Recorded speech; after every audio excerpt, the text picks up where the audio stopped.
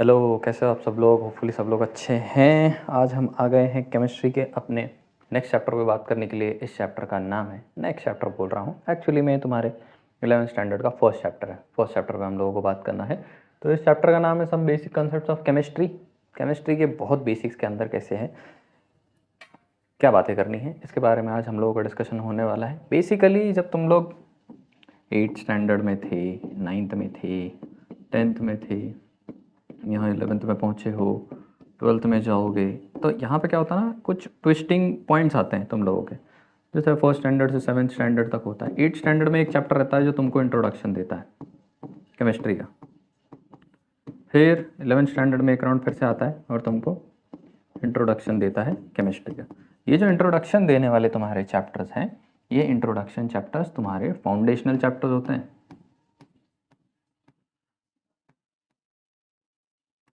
Chapters होते हैं तुम्हारे फाउंडेशनल चैप्टर्स। और फाउंडेशनल चैप्टर्स के साथ एक बात खास है, तुम लोगों को फाउंडेशनल चैप्टर्स पढ़ना बहुत ज़्यादा ज़रूरी, क्योंकि फाउंडेशनल टाइप के चैप्टर्स जो कुछ भी हैं, वो सारे चैप्टर्स तुम लोगों के हर चैप्टर के डिस्कशन का एक छोटा छोटा पार्ट होते ही हैं। तुम चैप्टर नंबर 1 उठाओगे, चैप्टर नंबर 2 उठाओगे, चैप्टर नंबर 3 उठाओगे, ऐसे 16th चैप्टर तक पहुँचोगे तो सबके अंदर इससे रिलेटेड कुछ ना कुछ बातें होती ही रहेंगी।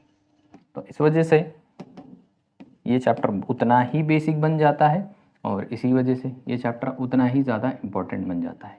तो बस यही है आज अपने चर्चा का विषय। आज हम बात करने वाले हैं basic part of some basic concepts of chemistry के बारे में। तो चलो बिना टाइम वेस्ट किए करते हैं स्टार्ट, देखते हैं क्या है मैटर के साथ। तो हमारी केमिस्ट्री की कहानी एक वर्ड पे से शुरू होती है, इसको हम बोलते हैं मैटर। ठीक है, समझने की कोशिश करना ध्यान से कि मैटर के साथ प्रॉब्लम क्या है। मैटर के साथ हमारे साथ डिस्कशन हमेशा से चलता रहा है। बचपन से ही जब भी तुम लोग केमिस्ट्री बताना शुरू करते हैं, पहली चीज़ जो बोली जाती है वो मैटर पे से ही शुरू होती है। हमारा सारा केमिस्ट्री का जो बेस है वो एक ही शब्द पे बैठा हुआ है, दैट इज मैटर। मैटर क्या है? Matter is anything that occupies space and has certain mass. जो भी चीज़ ब्रह्मांड में जा करके कोई भी चीज़ उठा लो, जिसको भी चेक करोगे कुछ ना कुछ उसका मास है और कुछ ना कुछ जगह उसने कवर करके रखी हुई है। बोझ बन के बैठे हुए हैं थोड़ा भी अगर, तो उनको क्या बोलना शुरू कर देते हैं हम लोग? मैटर बोलना स्टार्ट कर देते हैं। तो anything around space which has a certain mass, जिसको कुछ ना कुछ मास है, and can occupy certain space, जो थोड़ा बहुत जगह कवर कर सकता है, वो क्या है? मैटर है। तुम भी मैटर हो, मैं भी मैटर हूँ, सब लोग हमारे अगल बगल मैटर हैं। जिस भी चीज़ को तुम फिजिकली टच कर सकते हो, अगर उसका मास होगा और उसने वॉल्यूम कवर करके रखा होगा तो तुम उसको फिजिकली टच कर सकते हो। अगर तुम उसको फिजिकली टच कर सकते हो, इसका मतलब क्या है कि वो हमारे अगल बगल एग्जिस्ट कर रहा है। ऐसी एग्जिस्टेंट चीज़ जो कुछ भी है उसको हम क्या बोलना शुरू कर देते हैं? मैटर बोलना स्टार्ट कर देते हैं। मैटर जो होता है वो अलग अलग टाइप्स के अंदर बढ़ जाता है, इसको हम लोग क्लासीफाई करना स्टार्ट कर देते हैं। तो मैटर को जनरली 2 स्टेट में क्लासीफाई किया जाता है। पहला स्टेट जिसके अंदर मैटर को क्लासीफाई किया जाता है वो उसकी प्योर स्टेट होती है। जब प्योर स्टेट में तुमको मैटर मिल रहा है, एकदम यूनिफॉर्मली डिस्ट्रीब्यूटेड, एक ही चीज़ का बना हुआ, क्लियर एंड ज़्यादा किचड़ किचड़ उसके अंदर कुछ भी नहीं है, वो चीज़ को तुम क्या बोलना शुरू कर दोगे? वो प्योर स्टेट में है। ठीक है, वैसे ही कुछ ऐसे हमारे इम्प्योर या मिक्स स्टेट में रहते हैं, इनको हम मिक्सचर्स बोलना स्टार्ट कर देते हैं। ये हमारे सब मिक्सचर्स हो जाते हैं। प्योर आगे जा करके फिर से 2 हिस्सों में बढ़ जाता है। पहला हिस्सा जिसके अंदर वो बढ़ जाता है, इसको हम एलिमेंट बोलना स्टार्ट कर देते हैं।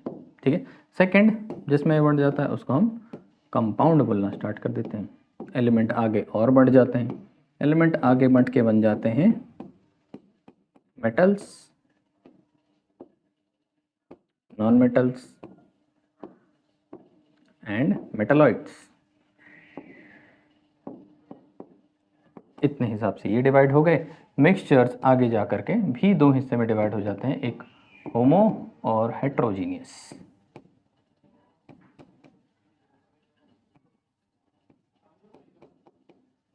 तो इस तरीके से तो क्लासिफाई किया जा सकता है जो भी मैटर हमारे अगल बगल एग्जिस्ट कर रहा है। जो भी चीज़ तुमको सराउंडिंग में दिखाई दे रही है उसको इतने तरीके से तो तुम क्लासिफाई कर सकते हो। ठीक है, हमको किसके बारे में पढ़ना है? हमको पढ़ना तो केमिस्ट्री में हमको सबके बारे में है, धीरे धीरे थोड़े टाइम बाद हम ये एलिमेंट्स, ये मेटल्स, ये मेटलॉइड्स, इन सब के बारे में पढ़ना शुरू करेंगे। हमको पीरियोडिक टेबल पढ़ना होगा और पीरियोडिक टेबल में काफ़ी ज़्यादा बात होगी इसके ऊपर।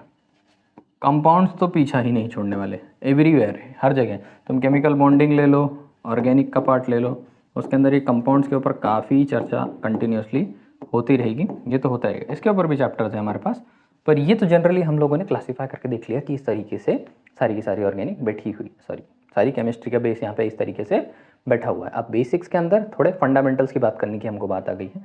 तो जनरली हम जिस हिसाब से केमिस्ट्री को देखते हैं उसके अंदर मैटर के लेवल पे हमको इसके साथ डील करना पड़ता है, एलिमेंट्स के साथ और कंपाउंड्स के साथ। इन लोगों के बेसिक्स को हम लोगों को समझना कुछ ज़्यादा ज़रूरी है कि एलिमेंट्स और कंपाउंड्स के बेसिक्स क्या हैं। इनकी बेसिक्स अगर हमारे अच्छे से समझ में आ जाते हैं तो इसका बेस हमको हर जगह हेल्प करने वाला है, और ये बेस समझना बहुत ज़रूरी है। बहुत बार ऐसे होता है कि 8, 9, 10th पास होकर के आए बच्चों के बेसिक्स जो होते हैं वो वीक होते हैं। कोई फंडामेंटल रीज़न है कि ये चैप्टर को 11th स्टैंडर्ड के बेस के अंदर पहले ही क्यों रखा गया है। इसको इसीलिए रखा गया है कि अगर कुछ भी गड़बड़ हुई हो 8th standard, 9th standard, 10th standard में केमिस्ट्री को समझने में अगर गड़बड़ हुई है तो ये चैप्टर तुम्हारी काफ़ी हेल्प करने वाला है इस केस में, ठीक है। तो इस चैप्टर के ऊपर ध्यान देना ज़रूरी है क्योंकि ये फिर से फाउंडेशनल चैप्टर है, तुम्हारे फाउंडेशन को मजबूत करने वाला है। तो एलिमेंट मैं क्या कर देता हूँ, मैं एक दीवार बना देता हूँ, एक वॉल, थोड़ी देर के लिए एक एग्जाम्पल के साथ तुम लोगों को समझाने की कोशिश करता हूँ। मैंने एक वॉल बना दी है। ये वॉल जो है वो अलग अलग ब्रिक्स की बनी हुई है। ये जो वॉल है, ये वॉल अलग अलग ब्रिक्स की बनी हुई है। अगर ये वॉल एक एलिमेंट है, थोड़ी देर के लिए अगर माना जाए, अगर ये वॉल एक एलिमेंट है तो इसके ब्रिक्स का नाम एटम पड़ जाएगा। ये ब्रिक्स क्या है, एटम है। तो कोई भी एक चीज़, मैटर एग्जिस्टेंस के अंदर है, ये अगर एक एलिमेंट है तो इसका स्मॉलेस्ट इनडिविजिबल पार्ट को हम क्या बोलना शुरू कर देंगे, एटम बोलना स्टार्ट कर देंगे। ये एलिमेंट्स इनके प्योरेस्ट फॉर्म में होते हैं, यूनिफॉर्मली डिस्ट्रीब्यूटेड होते हैं और सिर्फ एक ही कंस्टिट्यूएंट का पूरा मटेरियल बना हुआ है।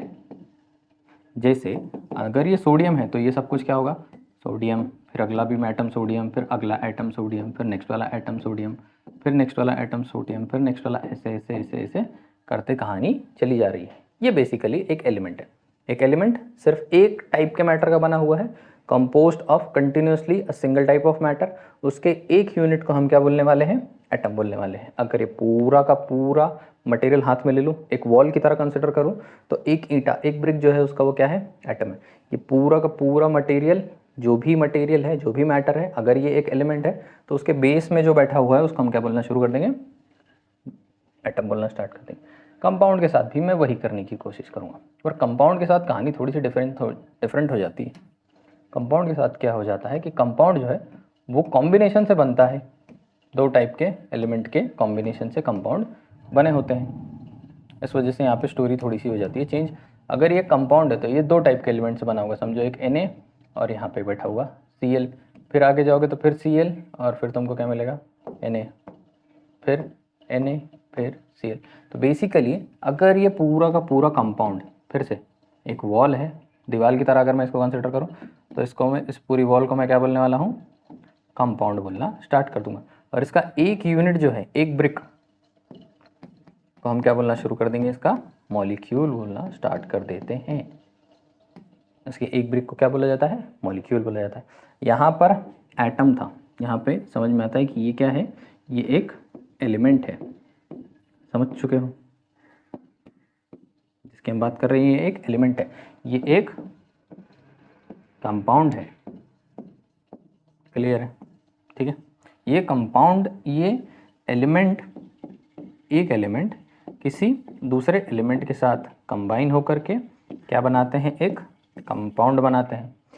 सही है। इस एलिमेंट का एटम होता है और इस कंपाउंड का मॉलिक्यूल होता है। तो इसका एक एटम किसी दूसरे एलिमेंट के एटम के साथ मिलकर के इसका मॉलिक्यूल बनाते हैं।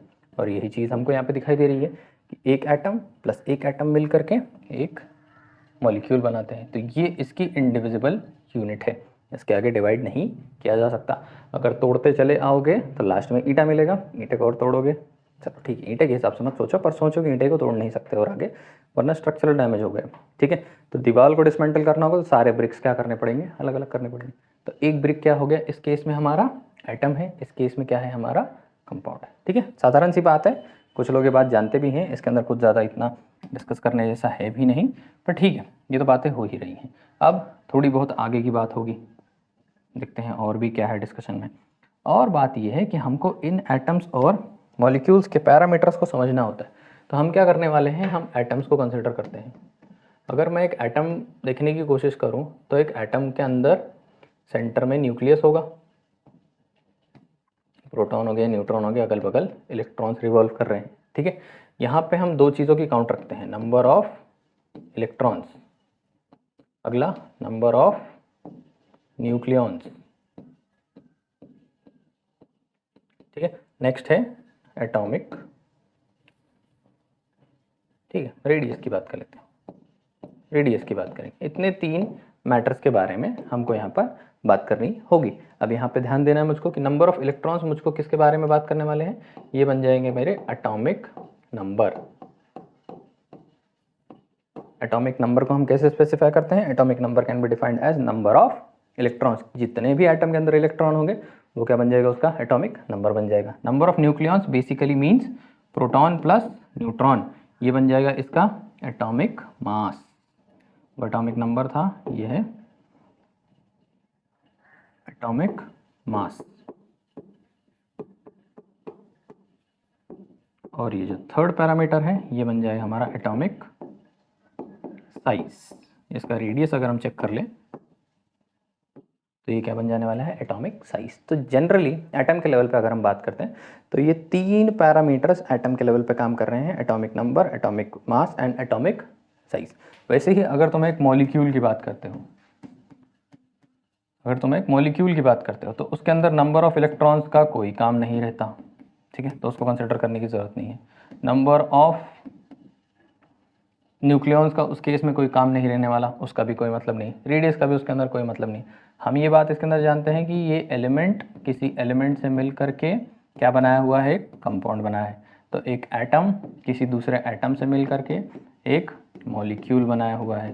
ठीक है, तो इस एटम का कुछ ना कुछ मास होगा और इसका कुछ ना कुछ वापस से मास होगा, इसका कुछ ना कुछ मास होगा, इसका कुछ ना कुछ मास होगा। ये इसका एटॉमिक मास, ये इसका एटॉमिक मास। तो इन दोनों के मास के मिलने की वजह से यहाँ पे एक पैरामीटर बन जाता है, इसको हम बोलना शुरू कर देते हैं मॉलिक्यूलर मास। मॉलिक्यूलर मास कुछ नहीं होता, मॉलिक्यूलर मास जो है वो मास है इस मॉलिक्यूल का। इस मॉलिक्यूल को मास मिला कैसे है, ये मॉलिक्यूल तो खुद दो एलिमेंट का बना है।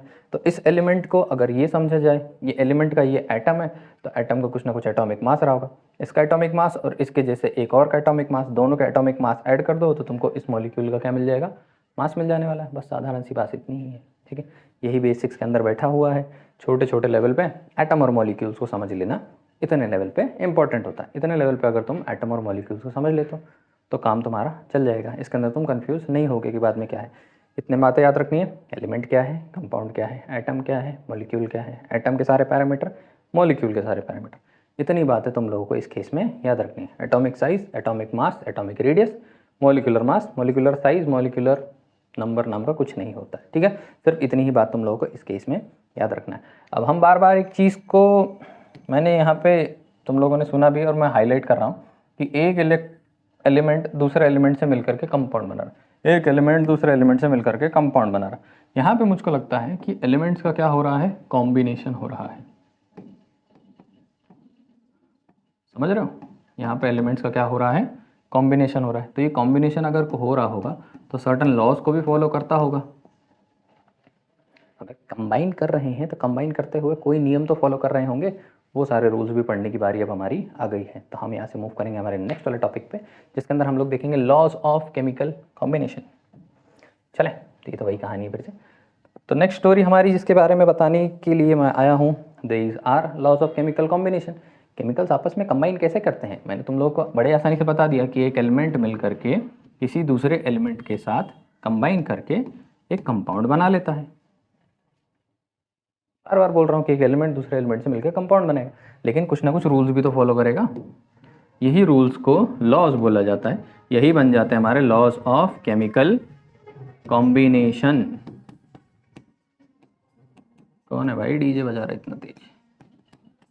इसको बोला जाता है लॉज ऑफ केमिकल कॉम्बिनेशन। अब लॉज ऑफ केमिकल कॉम्बिनेशन में सबसे पहला पार्ट जो हमको पढ़ना है that is law of conservation of mass. ये भी बचपन से सुन रहा हूँ, cat mass can neither be created nor destroyed. सबसे पहला बहुत बेसिक लेवल पे स्टेटमेंट हमेशा से सुनते चले आ रहा कि मास बनाया नहीं जा सकता और मास डिस्ट्रॉय भी नहीं किया जा सकता है। इसका सिंपल मतलब हमारे केमिकल कॉम्बिनेशन से क्या है, हम जब बोलते हैं कि एक एलिमेंट मिल करके, बार बार मैं ये बात कर रहा हूँ, दूसरे एलिमेंट से कंबाइन करके एक कंपाउंड बना रहा है, तो बेसिकली क्या हो रहा है कि इसका कुछ ना कुछ मास होगा, इसका कुछ ना कुछ मास होगा, और वो मास कंबाइन होकर के यहाँ अपना इफेक्ट दिखाएगा ही। अगर तुमने यहाँ पे कुछ 1 kg लिया हुआ था, यहाँ पे कुछ 2 kg लिया हुआ था, तो प्रोडक्ट में 3 kg बनना ही चाहिए, कहीं नहीं जा सकता। 3 kg तो वहाँ पे बनना ही पड़ेगा क्योंकि मास डिस्ट्रॉय हो नहीं सकता। और तुमने अगर यहाँ पे 0.5 kg डाला हुआ था, यहाँ पे तुमने 0.5 kg डाला हुआ था और यहाँ पे प्रोडक्ट 1 kg बन गया, ऐसा भी हो नहीं सकता, पॉसिबल नहीं है। मास कहीं से बन नहीं सकता, मास कहीं से डिस्ट्रॉय हो नहीं सकता। जितना होना है उतना ही होगा, जितना तुमने रिएक्टेंट डाला हुआ है उतना प्रोडक्ट तो बनेगा ही बनेगा, क्योंकि मास पूरे यूनिवर्स का कांस्टेंट रहता है, कम ज़्यादा हो नहीं सकता। जो मैटर जितना है उतना रहेगा ही रहेगा, कम ज़्यादा होने वाला नहीं है। कुछ केसेस में कभी कभी तुम लोगों का जब प्रोडक्ट बनता है, ध्यान समझना, जब प्रोडक्ट बनता है, एक प्रोडक्ट बना P1 और अगला प्रोडक्ट बना है P2, तो P1 जो था तुम्हारा सॉलिड स्टेट में है और P2 तुम्हारा गैसियस स्टेट में। तुमने यहाँ से 5 किलो डाला था जो भी रिएक्टेंट थे, और यहाँ पे 4 kg ऑफ P1 बना है, जिसको तुम मेजर करते हो स्केल पे, तो 4 kg तुमको दिखाता है रीडिंग। तुम बोलते हो 5 kg से 4 kg होगा, वो इसीलिए हो गया क्योंकि सेकेंड वाला जो था वो गैस बन के लिबरेट हो चुका है। ठीक है, गैसियस स्टेट के अंदर कभी कभी लिबरेशन हो जाता है, तो बने हुए प्रोडक्ट का मास थोड़ा सा क्या लगता है हमको, कम लगता है। कम नहीं हुआ है, मास अभी भी है, पर वो मास किस में कन्वर्ट हो चुका है, गैसियस स्टेट में कन्वर्ट हो गया। गैस में कन्वर्ट होने की वजह से वो क्या हो चुका है, लिबरेट हो चुका है। पर जितना तुमने रिएक्टेंट में डाला हुआ था उतना तुमको प्रोडक्ट में मिलने वाला है, तो total mass of the reactant will always be equal to total mass of the product. कभी ये गड़बड़ नहीं हो सकती। ठीक है, नेक्स्ट वाले लॉ को समझते हैं, law of definite proportion. 2 laws है हमारे पास, law of definite and law of multiple proportion. Definite proportion की बात करते हैं। तुम चले जाओ लेबोरेटरी में और तुम चले जाओ समुंदर किनारे, सी साइड, उतना गहरी में मत जाओ। ठीक है, तो लैब के अंदर तुम सोडियम ले लो, क्लोरीन ले लो, कुछ भी करो, सोडियम क्लोराइड बना दो, सोडियम क्लोराइड बना दो। ठीक है, सी के पास जाओ, सॉल्ट पैन में घुसो, वहाँ पे थोड़ा सा पानी निकालो, वो पानी को सुखाओ, बचा कुचा जो सॉल्ट है उसको लेकर के आओ और दोनों को मॉलिक्यूलर लेवल पे चेक करना स्टार्ट करो। तुमको इसके अंदर सर्टन परसेंटेज ऑफ सोडियम मिलेगा और सर्टन परसेंटेज ऑफ Cl मिलेगा। X% of sodium, Y% of chlorine मिलेगा। 50-50, 70-80, 20-80, मतलब 70-30, 80-20, ऐसा कुछ ना कुछ कॉम्बिनेशन तुमको इनका मिलेगा। ये कॉम्बिनेशन जब तुम इसमें चेक करोगे तो सेम टू सेम उतना ही रहने वाला है, कम ज़्यादा हो नहीं सकता। तुम सिंथेटिकली कोई मटेरियल कंपाउंड बना रहे हो या वो नेचर से तुमको मिल रहा है, दोनों का कंपैरिजन अगर तुम करते हो तो उनके अंदर कंपोनेंट्स का प्रोपोर्शन सेम ही होगा, कम ज़्यादा नहीं हो सकता। उनके अंदर जो कंपोनेंट्स है, कंपोनेंट का प्रोपोर्शन डेफिनेट रहता है, फिक्स्ड रहता है। यही तुम्हारा लॉ तुमको बताता है। तो लॉ तुमको क्या बोलता है, given compound always contains exactly the same proportion of element by weight irrespective of which source it is bought from. कहाँ से तुम उसको लेकर के आए हो इससे कोई फर्क पड़ने वाला नहीं है, वो तुमको सेम प्रोपोर्शन में ही मिलेगा। तो यहाँ पे क्यूप्रिक कार्बोनेट नाम का एक मटेरियल दिखाया जा रहा है जिसका नेचुरल सैंपल के अंदर कॉपर जो है 51.35% है और ऑक्सीजन जो है वो 38.91% है। वैसे ही तुम सिंथेटिक जो लैब में प्रिपेयर करो या कुछ और जुगाड़ करके लेकर आओ, और क्या जुगाड़ करोगे, लैब में ही करना पड़ेगा। सिंथेटिक मटेरियल, सिंथेटिक सैंपल जब इसका उठाओगे तो 51.35 ही कॉपर उसके अंदर मिल रहा है और 38.91 ही ऑक्सीजन उसमें भी मिल रहा है। अगर कंपाउंड सेम है तो अंदर उनके कॉम्बिनेशन से बना हुआ जो भी परसेंटेज होगा, जो परसेंटेज इन्वॉल्व होगा कॉम्बिनेशन में, वो भी सेम टू सेम रहेगा, कम ज़्यादा नहीं हो सकता, इररिस्पेक्टिव कि वो सिंथेटिक है या नेचुरली तुमने प्रोड्यूस किया हुआ है। Simple, this was the second law. Third law देखते हैं। थर्ड लॉ बोलता है हमको लॉ ऑफ मल्टीपल प्रोपोर्शन, जिसके बारे में मैंने तुमसे पहले बात की। ठीक है, इसके लिए मुझको थोड़ा सा तुमको और डीप में ले जाना पड़ेगा, पर अंडरस्टैंडिंग रखना बहुत ज़रूरी है, बेसिक्स की बात है। फिर से स्टोरी वहीं जाती है कि एक एलिमेंट मिल करके किसी दूसरे एलिमेंट के साथ क्या करने वाला है, बॉन्ड करके एक कंपाउंड बनाने वाला है। ठीक है, एक्चुअली एलिमेंट एलिमेंट अगर कंपाउंड बना रहे हैं इसका मतलब है इस एलिमेंट का एटम इस एलिमेंट के एटम के साथ कंबाइन कर रहा है और मिल करके एक क्या बना रहा है, मॉलिक्यूल बना रहा है। ये बात मुझको यहाँ पे लगता है कि ऐसे है। ठीक है, चलो अगर ऐसे है तो इसके ऊपर क्या डिस्कस करना, उस एटम को मैं उस एलिमेंट को मैं ड्रॉ करने की कोशिश करता हूँ। ये मेरा फर्स्ट वाला एलिमेंट है, ठीक है, और ये मेरा सेकंड वाला एलिमेंट है। ठीक है ना, मैं थोड़ा ब्रिक पैटर्न में इसको ड्रॉ करता हूँ ताकि आप लोगों के बेसिक्स में आपको हेल्प मिले। ठीक है, ये मेरा दूसरा एलिमेंट है, मिल करके इन लोगों ने कंपाउंड बनाया हुआ है। ठीक है,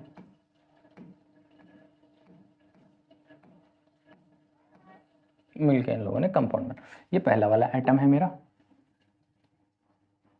पहला वाला एलिमेंट, एलिमेंट का एटम, इसके अंदर सब एटम भरे हुए हैं ऐसे, सही है, इसके अंदर सब एटम भरे हुए हैं। अब इसके अंदर भी एटम भरे हुए हैं, इसके एटम भरे हुए, उसका एक एटम आया और इसके एक एटम के साथ कंबाइन किया, इसका एक एटम और इसका एक एटम एक दूसरे के साथ कंबाइन करके क्या बनाया, एक मॉलिक्यूल बना लिया। ठीक है, ये मॉलिक्यूल बना लिया और ऐसे कॉम्बिनेशन मेरा हुआ है। ठीक है, अब मुझको लगता है अगर मैं ध्यान से देखने की कोशिश करूं तो इसका एक एटम इसके एक एटम के साथ कंबाइन कर रहा है कुछ ऐसे। अगर मैं इसको सोडियम मान लूँ तो इसको मैं क्या मान लूँगा, क्लोरीन मान लूँगा।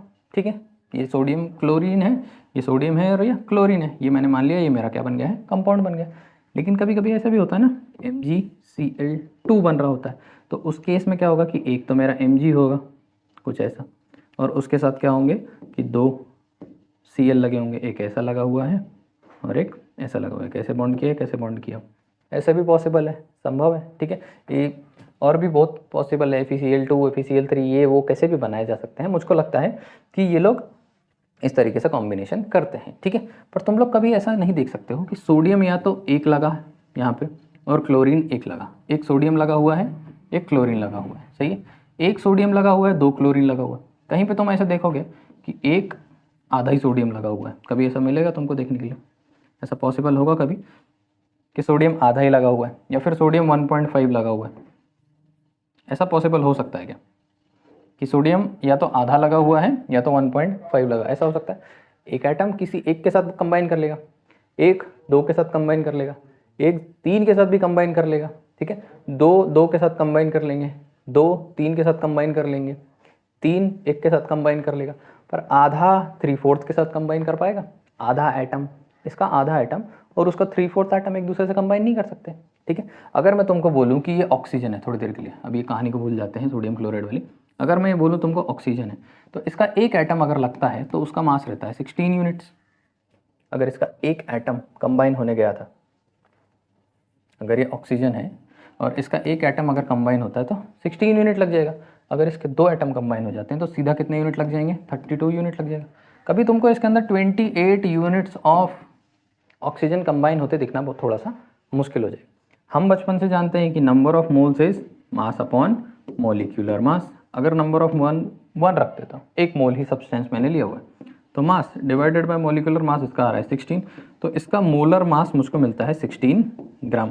तो इसका मोलर मास जो है वो 16 ग्राम हो सकता है। वैसे ही इसका मोलर मास डायरेक्टली फिर सीधा कितना होगा, 32 ग्राम हो जाएगा। सीधा आगे बढ़ोगे तो 3 लग जाएंगे, 48 ग्राम हो जाएंगे। 4 एटम लग जाएंगे या 4 मोल लग जाएगा, 4 एटम अगर लगे तो 48 यूनिट और 4 मोल लगा तो 48 ग्राम हो गया सीधा सीधा। ये बात मुझको लगती है समझ में आ रही है कि ये जो कॉम्बिनेशन इसका हो रहा है, एक बार 16 का हो रहा है तो एक बार 32 का हो रहा है, इसका जो यील्ड है वो एक होल नंबर बन रहा है, क्योंकि ये एक या तो सीधा 2 लग रहे हैं या तो सीधा 3 लग रहे हैं, पॉइंट में लग नहीं रहे। इस वजह से ये जो नंबर मेरा बनने वाला है ये कभी फ्रैक्शन में बनने नहीं वाला है इनका रेशो। ये तो हमारा लॉ बोलता है कि नंबर फ्रैक्शन में नहीं बनेगा, पर मैं तुमको कुछ और समझाने की कोशिश कर रहा हूँ। मैं तुमको ये बोल रहा हूँ कि एटम या तो एक कंबाइन करेगा या तो सीधे 2 कंबाइन करेंगे ना। एक 1.12 एटम कंबाइन कर सकते हैं दूसरे का एक छोटा सा हिस्सा, चलो 2 इलेक्ट्रॉन ले लो उससे उधार और कंबाइन हो जाओ, ऐसा तो हो नहीं सकता ना। अगर ऐसा नहीं हो सकता तो एटॉमिक लेवल पे अगर ध्यान से देखने की कोशिश करो तो एक एटम का मास एक लगा तो एक एटम का मास, 2 लगे तो एक और एक 2 एटम का मास, 3 लगे तो एक एक एक 3 एटम का मास। मास तो चलेगा रेशो में, 1 का मास फिर सीधा 2 का मास, या तो फिर सीधा 3 का मास। 1.2 का मास कभी तुमको मिलेगा नहीं, इस वजह से रेशो को भी डिवाइड करोगे तो फ्रैक्शन में आंसर आएगा नहीं। और अगर इसी को मोलर लेवल पे चेक करने की कोशिश करोगे, मोल वाला कंसेप्ट अभी नहीं आ रहा हो तो मेरी ये पिछली वाली बात याद रखो, जिनको मोल समझ में आता है उनके लिए बोल रहा हूँ कि मोल में अगर याद रखने की कोशिश करो तो 1 mole is mass upon molecular mass, तो 1 mole 1 mass will be equal to molecular mass. तो मॉलिक्यूलर मास अगर 16 U तो मास हो गया 1 मोल का 16 G। तो 16 ग्राम लगेगा, या तो सीधा लग जाएगा 32 ग्राम, या तो सीधा लग जाएगा 48 ग्राम, या तो सीधा लग जाएगा 64 ग्राम। सेम कंडीशन कुछ यहाँ पे बन रही है, ठीक है।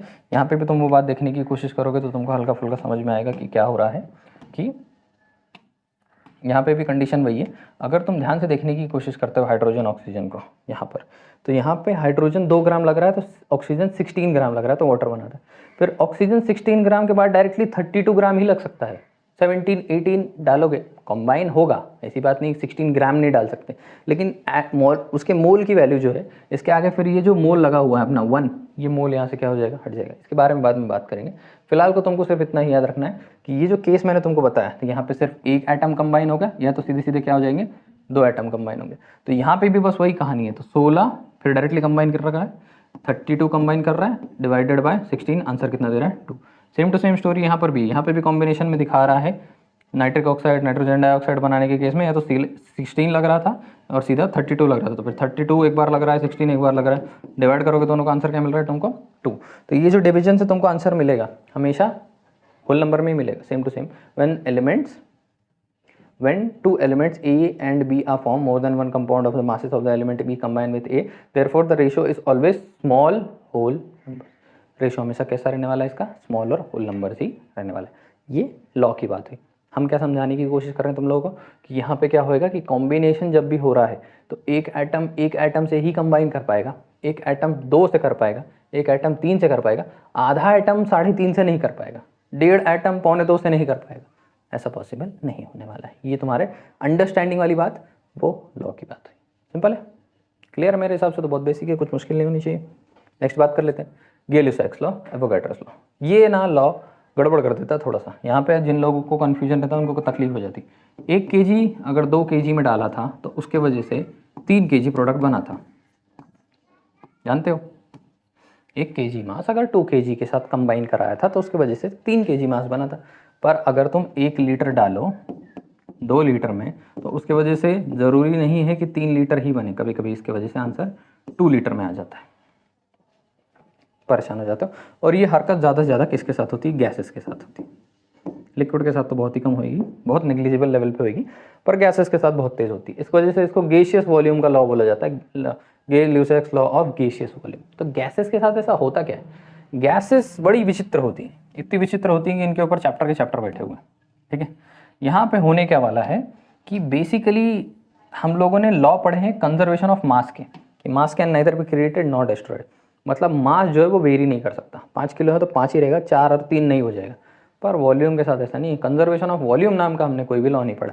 यहाँ पे होता क्या है कि जब तुम एक गैस को पकड़ो और इसको किसी दूसरी गैस के अंदर कंबाइन कराने की कोशिश करो, ठीक है। तो ये 1 लीटर गैस है, ये मान लेते हैं 2 लीटर गैस है। इसके वजह से जो गैस बनती है उसको 3 लीटर बनना था, वो वापस से कितनी बन गई, 2 लीटर्स बन गई, ठीक है। चलो कोई बात नहीं, यहाँ पे समझो इतने इसके मॉलिक्यूल हैं और समझो इसके इतने मॉलिक्यूल हैं, ये लोग कंबाइन किए और यहाँ पे ऐसे मॉलिक्यूल बने।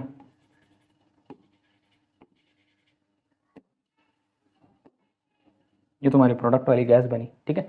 तुम लोग बोल रहे हो कि 1 लीटर में 2 लीटर डाला तो एक्सपांड क्यों नहीं हो रही, भाई यहाँ पे एक काम करना कंडीशन स्टार्ट कर देती है, इसको हम डेंसिटी बोलना शुरू कर देते हैं। डेंसिटी के बारे में जानती हो, जैसा तुम्हारा रिएक्टेंट है सेम टू सेम नेचर का तुम्हारा प्रोडक्ट नहीं होने वाला। जैसा तुम्हारा रिएक्टेंट है सेम टू सेम ऐसा प्रोडक्ट होगा नहीं। सोडियम आग लगा देगा, पानी में डाल लोगे, आग सीधा ब्लास्ट हो जाएंगे, फट जाएंगे, दग जाएंगे, जान दे देंगे अपनी, सीधा सुसाइड बॉम्बर बन जाएंगे। ये लेवल है सोडियम का। केरोसिन में डुबा के रखना पड़ता है, वरना भाई साहब तो आग लगा दे धरती पे, इतना कंडीशन खराब है उनका। क्लोरीन इतनी जहरीली गैस है, सूंघ लो तो हो गया, ख़त्म है कहानी। फिर ऐसी पॉइजनस गैस है, इतना डेंजर। मैं तो एक्सैजरेट कर रहा हूँ बहुत ज़्यादा तुम लोगों को एंटरटेन करने के लिए, एक्सैजरेट कर रहा हूँ सिचुएशन को, लेकिन ठीक है, क्लोरीन पॉइजनस है। तो सोडियम भी हाईली रिएक्टिव, क्लोरीन हाईली और यहाँ पे दोनों मिल करके बनाते हैं सोडियम क्लोराइड। नमक खा के बैठे हो, अभी भी तुम सुबह खाए हो, रात को खाए हो, सारा दिन खा रहे हो, नमक चबाए डाल रहे हो, ठीक है। तो तुम लोगों को ये बात पता होनी चाहिए कि जैसे एलिमेंट कंबाइन कर रहे हैं, प्रोडक्ट जो बन रहा है उसका नेचर उनसे क्या हो जाता है, थोड़ा सा डिफरेंट होता है। कॉम्बिनेशन से जो प्रोडक्ट बन रहा है वो सेम टू सेम नहीं बनने वाला, डिफरेंट होता है। तो इसकी डेंसिटी कुछ थी और इसकी डेंसिटी कुछ थी, इसके वजह से जो प्रोडक्ट बना वो शायद थोड़ा सा क्या हो गया, ज़्यादा डेंस हो गया। एक्चुअली में इसको क्या होना चाहिए था, फैलना चाहिए था, पर इसके अंदर कुछ चेंजेस आए, जिस वजह से इसके इंटरमॉलिक्यूलर फोर्सेस कुछ कम ज़्यादा करने लगे और ये क्या हो गया, अपने आप को इसने क्या कर लिया, डेंस कर लिया। तो ये जो गैस है ये इन दोनों के मुकाबले थोड़ी सी ज़्यादा क्या है, डेंस है। कुछ ऐसा हो जाए कि मैं एक गैस में दूसरी गैस बनाऊँ, मिक्स करूँ और उसकी वजह से लिक्विड फॉर्मेशन अगर होने लगे तो वॉल्यूम और ज़्यादा गिर जाएगा। तो वॉल्यूम जो पैरामीटर होता है वो डेंसिटी के ऊपर निर्भर करता है, मास जो होता है वो किसी के ऊपर निर्भर नहीं करता। अगर इसका 1 किलो मास है, इसका 2 किलो मास रहा होगा, तो इसका चेक करोगे तो अभी 3 किलो मास होना ही चाहिए, इसका कोई नहीं हो, फर्स्ट वाला लॉ इस लेवल पे काम कर रहा है प्रॉपरली। पर इसका अगर 1 लीटर वॉल्यूम था, इसका 2 लीटर वॉल्यूम था, तो ये दोनों ने कंबाइन होकर जो गैस बनानी थी वो गैस थोड़ी सी क्या हो गई, डेंस हो गई, घनी हो गई, इंटरमॉलिक्यूलर फोर्सेस उसके स्ट्रांग पड़ गए, ठीक है। तो इस वजह से जब वो डेंस हो गई तो उसने क्या कर लिया, कम जगह ऑक्यूपाई कर ली। जब उसने कम जगह ऑक्यूपाई कर ली तो उसका वॉल्यूम क्या हो गया, थोड़ा सा कम हो गया। इसके लिए नेसेसरी नहीं है कि 1 लीटर में 3 लीटर डालोगे तो 4 लीटर बनेगा ही। इसकी डेंसिटी कम होने की वजह से ये कम स्पेस ऑक्यूपाई करेगा, और volume is the measure of space, कितनी जगह कवर कर रहा है ये वॉल्यूम हमको बताता है, और वॉल्यूम का कोई काम नहीं होता। तो यहाँ पे कम जगह कवर कर सकता है, ऑब्वियस है ना। अगर इसने इतनी ली थी, इसने इतनी ली थी, और प्रोडक्ट को इतना लेने के बजाय वो इतनी जगह ले सकता है, कंट्रास्ट हो सकता है, डेंसिटी उसकी बढ़ सकती है तो वो कम जगह ले सकता है। तो वॉल्यूम हमको क्या बताता है, स्पेस के बारे में बताता है। बस यही है। When gases combine as a product in a chemical reaction they do so it simple ratios of volume provided all gases are at same temperature and pressure. ये तो लॉ की बात होगी। अंडरस्टैंडिंग हम लोगों को ये बात रखनी है कि यहाँ पे इसको लेकर के कंफ्यूज नहीं होना है कि लीटर लीटर में मिलकर के इतना ज़्यादा प्रोड्यूस करेगा। ये सब होल नंबर्स में ही होते हैं most of the time, provided temperature और प्रेशर सेम है। समझना ध्यान से, टेम्परेचर और प्रेशर सेम है। इसको अलग टेम्परेचर दिया, अलग वॉल्यूम दिखाएगा, वॉल्यूम टेम्परेचर के साथ चेंज होता है। अगर तुम वॉल्यूम बढ़ाओगे टेम्परेचर, यहाँ पे इसको एक अलग वॉल्यूम पे रखा था, अलग टेम्परेचर पे, इसको अलग टेम्परेचर पे रखा था, प्रोडक्ट बना उसको अलग टेम्परेचर पे डाल दिया। अगर इसको अलग टेम्परेचर पे डाल दोगे तो उसके वॉल्यूम में क्या होने लगेगा, चेंज आने लगेगा। इस वजह से they should be kept at same temperature and pressure, pressure भी सेम है। प्रेशर जब तुम गैसेस पे डालते हो तो वो क्या होती है, कंप्रेस होती है। इसके लिए गैसेस इतनी डिस्टिंक्ट है। गैसेस का प्रॉब्लम क्या है कि गैस क्या होना शुरू कर देती है, कंप्रेस होना शुरू कर देती हैं। कंप्रेस बहुत होती हैं, टेम्परेचर के साथ बहुत डिफ्लेक्शन दिखाती हैं, प्रेशर के साथ बहुत डिफ्लेक्शन दिखाती है। प्रेशर और कंप्रेशन तो सेम ही चीज़ है, ऑलमोस्ट समझ सकते हो। थोड़ी देर के लिए डिफरेंस है, पर थोड़ी देर के लिए दबाव डालोगे तभी कंप्रेस होएगा ना, ऑब्वियस है, ठीक है। तो ये गैसेस जो होती है ना, इनके साथ बड़ी कहानी विचित्र है, इनके ऊपर पूरे के पूरे चैप्टर्स बैठे हुए हैं। इस वजह से ये ल्यूसैक का ये लॉ काफ़ी ज़्यादा वैलिड है वॉल्यूम को अच्छे से समझने के लिए। वॉल्यूम को ध्यान से समझो, वो बात तुम एक स्टेटमेंट लिख करके 2 मार्क लेकर के एग्जाम में पास हो जाओगे, लेकिन ये अंडरस्टैंडिंग तुम्हारे दिमाग में रहना बहुत ज़रूरी है। बहुत बच्चे लास्ट में भी कंफ्यूज रहते हैं कि 1 लीटर में 2 लीटर मिलकर 3 लीटर क्यों नहीं बना, डेंसिटी के डिफरेंस की वजह से। ये बात याद रखना, ये तुम्हारी बेसिक अंडरस्टैंडिंग को शार्प रखेगा, और जो ज़्यादा ज़रूरी है वो सब पागलपन ठीक है अपनी जगह पे, समझे। नेक्स्ट बात करें, नेक्स्ट लास्ट लॉ है हमारे पास। सारे साइंटिस्ट और सारे रिसर्च करने वाले एक तरफ, एवोगैड्रो भैया एक तरफ, इन ये सबसे कूल है। ये क्या है ना, ज़्यादा घुमाते नहीं बात को, बहुत सिंपल स्टेटमेंट में बता देते हैं। पिछले वाली बातें कुछ और हैं, कंसेप्ट कुछ और है, लॉ कुछ और ही बताने की कोशिश कर रहा है, बड़ी कहानी उसके अंदर बकवास हो जाती है, ये ऐसा है वो वैसा है ये। एवोगैड्रो इनके बीच में आते हैं, सीधी भाषा में सीधी बात करते हैं। क्या बोलते हैं, देखो कि equal volume of all gases at same temperature and pressure contain equal number of molecule. 4 डिब्बे लो, सेम साइज़ के होने चाहिए, सेम साइज़ होने की वजह से 4 होगा, वॉल्यूम सेम होगा। सबको सेम टेम्परेचर पे रखो, सबको सेम प्रेशर पे रखो, और जितना नंबर ऑफ मॉलिक्यूल पहले डब्बे में होंगे उतने ही दूसरे डब्बे में होंगे, उतने ही तीसरे में होंगे, उतने ही चौथे में होंगे, सब में उतने ही मॉलिक्यूल मिलेंगे। पहले में भी 10, अगले में भी 10, अगले में भी 10, अगले में भी 10। थोड़ी सी जादू की बात है, पर ये ऐसा ही है। पहले वाला ऑक्सीजन है, अगले वाला नाइट्रोजन है, कम ज़्यादा होना चाहिए था। पर अगर some same volume, same temperature, same pressure, तो same number of molecule. Simple. Equal volumes of all gases, सबका volume same, at same temperature and pressure, temperature और pressure same, contain equal number of molecules. कोई भी gas ले लो, कोई भी gases के साथ, बस यही है तुम्हारे कॉम्बिनेशन के लॉज। यही है आज का तुम्हारा वीडियो लेक्चर। आज के ऊपर हम इतने ही बात करने वाले हैं। नेक्स्ट वाले वीडियो लेक्चर के अंदर हम लोग मास की बात करेंगे, मास कैसे कैलकुलेट किया जाता है, फार्मूला मास क्या होता है, एम्पेरिकल फार्मूला क्या होता है, ये सारी बातें हम लोग करने वाले हैं नेक्स्ट वाली वीडियो लेक्चर में।